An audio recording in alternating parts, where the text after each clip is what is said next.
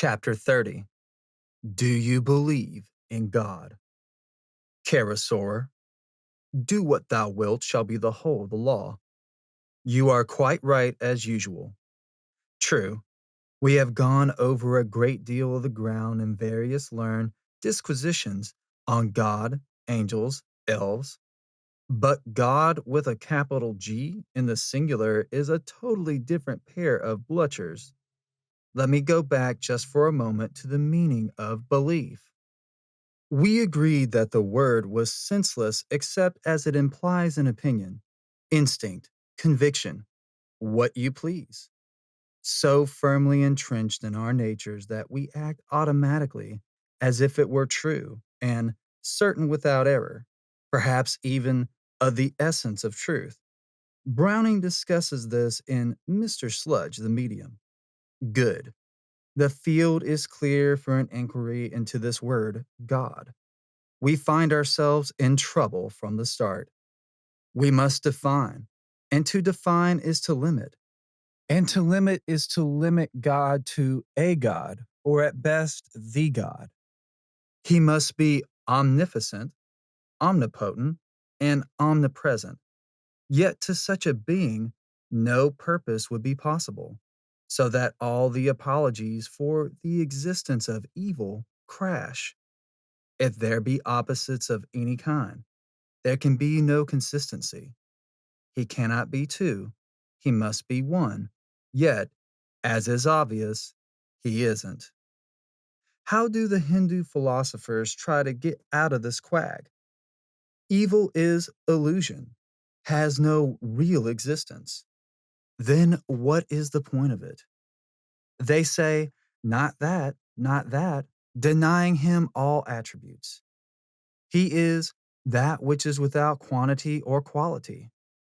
They contradict themselves at every turn. Seeking to remove limit, they remove definition. Their only refuge is in superconsciousness. Splendid. But now belief has disappeared altogether, for the word has no sense unless it is subject to the laws of normal thought. You must be feeling it yourself. The further one goes, the darker the path. All I have written is somehow muddled and obscured. Maugre my frenzied struggle for lucidity, simplicity. Is this the fault of my own sophistication? Tell you what, I'll trot round to my masseuse and put it up to her. She is a simple country soul, by no means overeducated, but intelligent, capable of a firm grasp of the principles of her job, a steady churchgoer on what she considers worthwhile occasions, dislikes the rector, but praises his policy of keeping his discourse within bounds.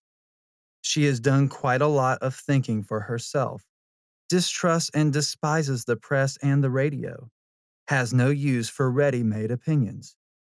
She shares with the flock their normal prejudices and phobias, but is not bigoted by them, and follows readily enough a line of simply expressed destructive criticism when it is put to her. This is, however, only a temporary reaction. A day later, she would repeat the previous entities as if they had never been demolished. In the late 50s, at a guess, I sprang your question on her out of the blue, premising merely that I had been asked the question and was puzzled as to how to answer it. Her reply was curious and surprising. Without a moment's hesitation and with great enthusiasm, yes. The spontaneous reservation struck me as extremely interesting. I said, "Of course, but suppose you think it over and out a bit." "What am I to understand?" she began. "He's a great big," and broke off, looking foolish. Then, although omnipotent, he needed our help. We were all just as powerful as he, for we were little bits of each other. But exactly how or to what end, she did not make clear. An explanation. Then there is the devil. She went on without a word from me for a long while, tying herself up into fresh knots with every phase. She became irreverent, then downright blasphemous, stopped short, and began to laugh at herself, and so forth. But what struck me as curious and significant, in the main, her argument followed quite closely the lines which came naturally to me at the beginning of this letter. In the end, curiouser and curiouser, she arrived at a practically identical conclusion.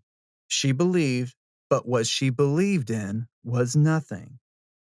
As to our old criterion of what we imply in practice when we say that we believe, she began by saying that if we helped God in his mysterious plan, he would, in some fashion or other, look after us. But after this, she was even more vague than in the matter of intellectual conviction. Helping God meant behaving decently, according to one's own instinctive ideas of what decently means.